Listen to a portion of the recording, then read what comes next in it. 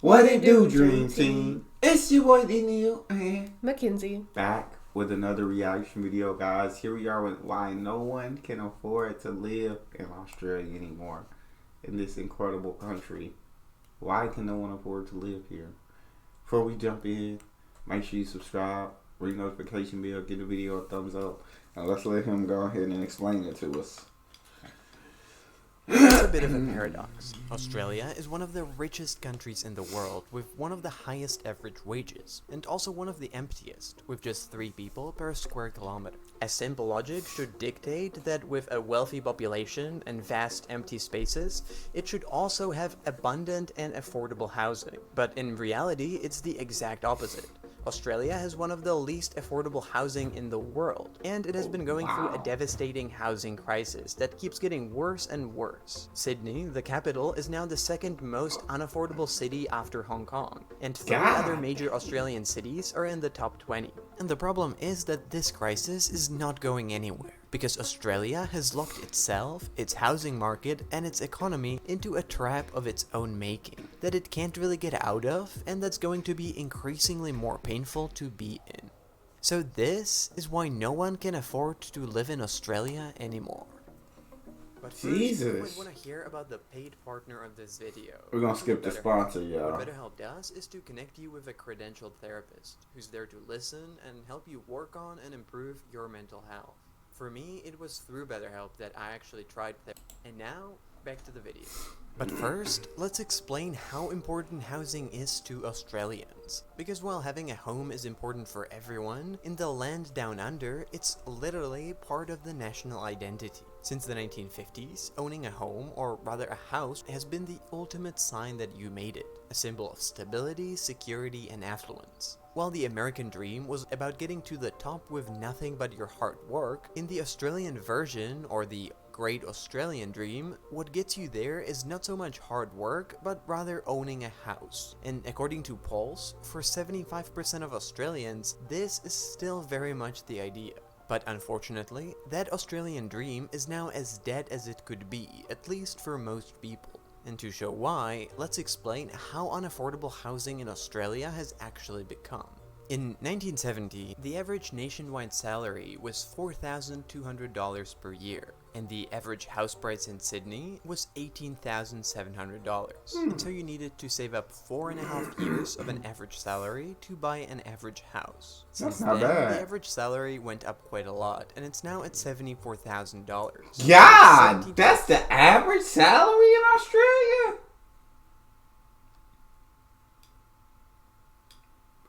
God dang. Right.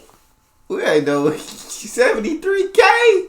Oh, we living good on 73K, dog. We living Gucci.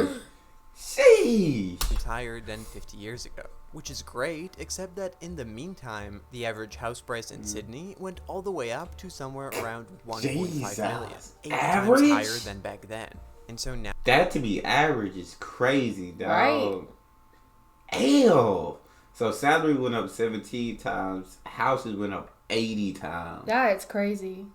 That's so insane. now you would need to save your entire annual salary for more than 20 years to buy an average house, which in the meantime would likely increase in price anyway. And it's not just Sydney, but basically all the major Australian cities are showing a similar trend. And while that's great if you bought a property back then and kept it till now, because that was probably the best investment you could ever make, it also makes it extremely unaffordable for everyone else. Today, an Australian household that earns $105,000 can only comfortably afford 13% of homes on the market.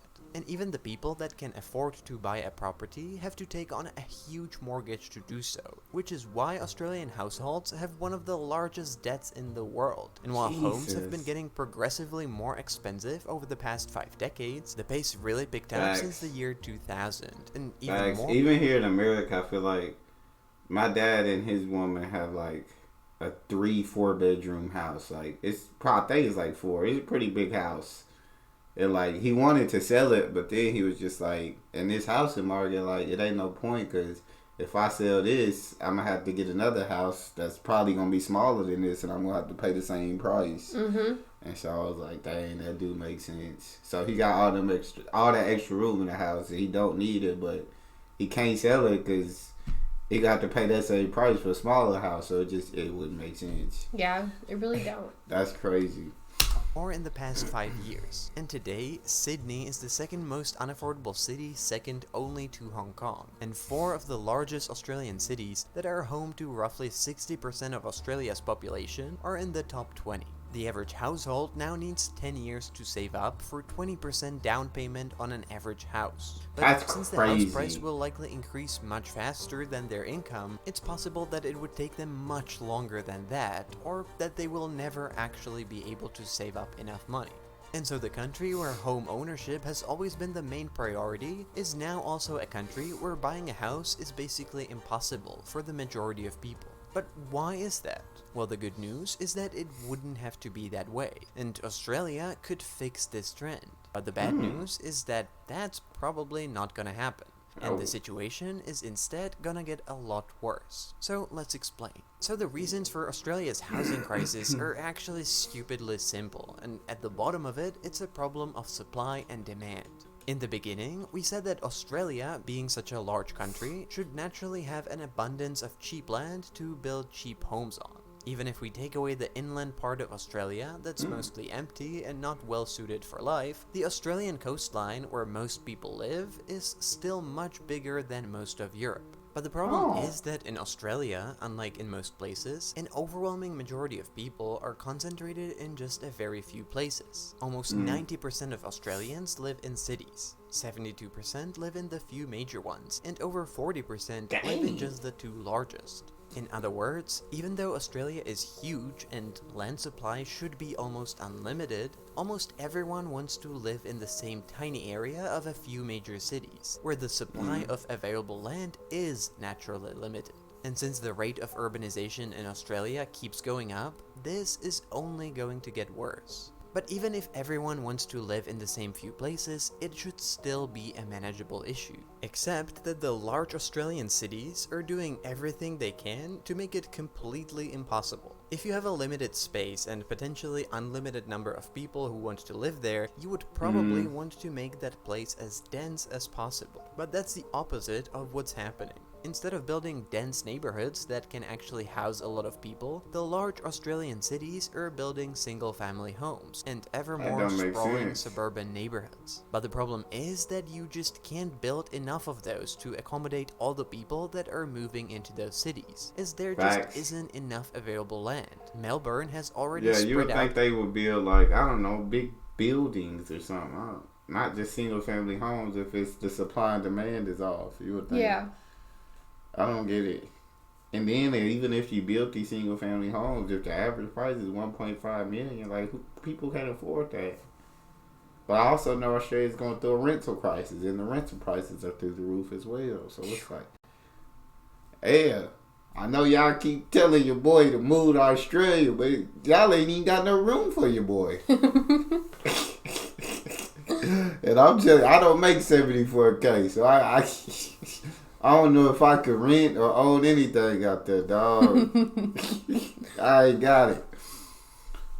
Over an area that's 6 times larger than London, despite having roughly half of its population. But even so, there aren't enough homes being built, and so the supply side is even more limited. And on the other hand, the demand is getting bigger and bigger.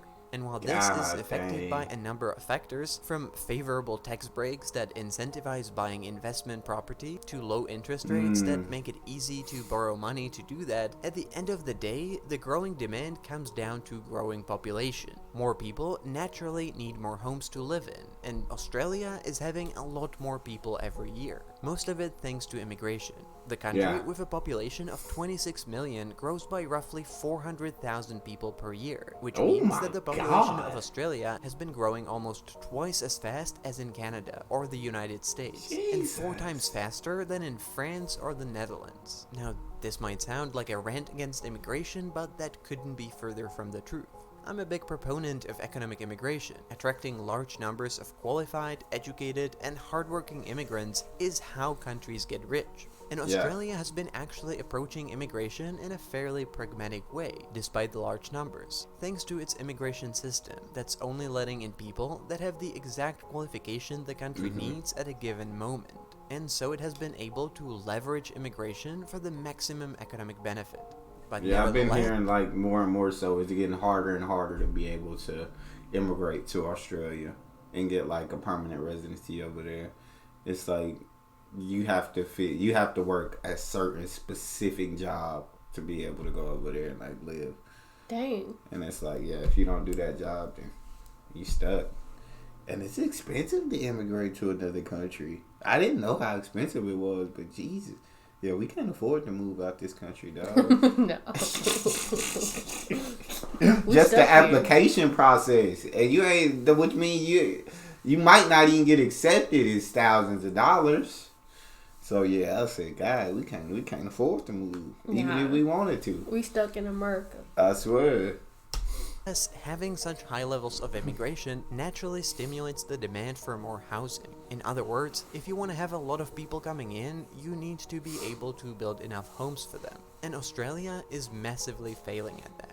And unfortunately for Australians, it's most likely not going to get better. The only way out of this crisis is to balance the demand and supply, which would either mean massively restricting its immigration or hugely increasing how many homes Australia is building. But neither is likely to happen.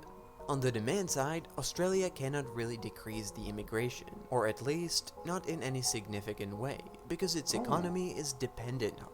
Australia needs the labor force to keep its most important industries working. It needs international students to keep coming in and paying their university fees to sustain the education sector. And it needs the ever-increasing number of consumers for the economy to keep growing. By 2050, Australia is projected to have 38 million people, and the migrants will be a key driving force of the economy. And according to this study, it's the high rates of immigration that protected the Australian economy for 3 decades from recessions that damaged Europe or the US. In other words, Australia's future survival is clearly dependent on maintaining high levels of qualified immigration.